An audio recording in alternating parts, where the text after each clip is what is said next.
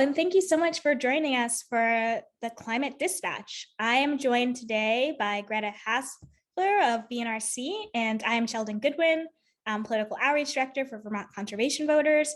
And we're here to tell you a little bit more about the budget that passed the House last week, as well as a big grassroots effort that our coalition is working on to show support for climate action. So VCV works every year to put together the Environmental Common Agenda, and that common agenda really lays out the priorities of the environmental community and the biggest priorities for funding and investment. And a lot of those priorities were funded in the House budget, as well as other priorities that came up too.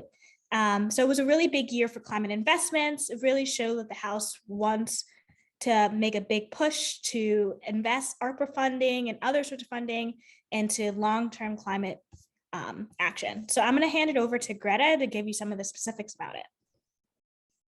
Thanks, Shelden.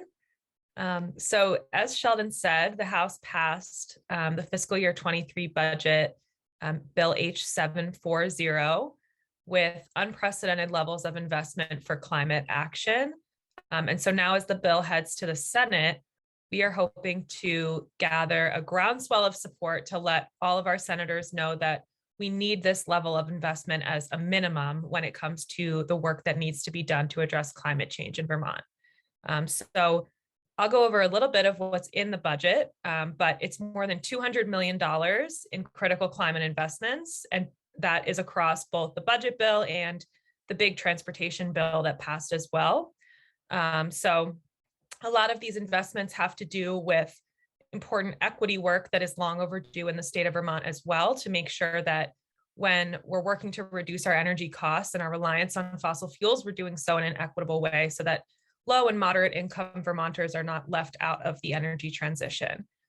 So the budget includes about $80 million for low and moderate income weatherization, $20 million for low and moderate income electrical upgrades, $5 million for heat pump water heaters for low and moderate income Vermonters, over $48 million for municipal energy resilience projects, which is part of H518, the Municipal Energy Resilience Initiatives Bill, which is also currently in the Senate, almost $20 million for EV charging infrastructure, $22 million to support electric and efficient vehicles, $2 million for energy storage and load management, and $5 million for advanced metering infrastructure.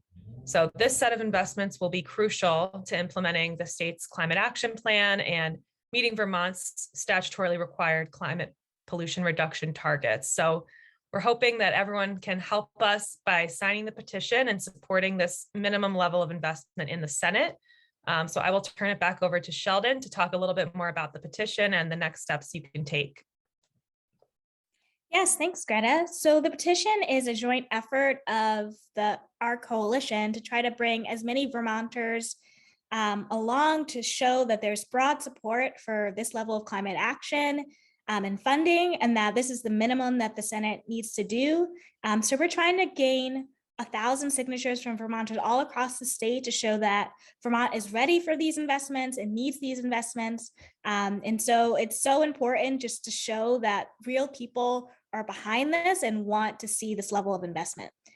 So if you go to the description of this video, you should be able to find a link for the petition to sign it, to let your representative know that you care about climate action and you want these investments.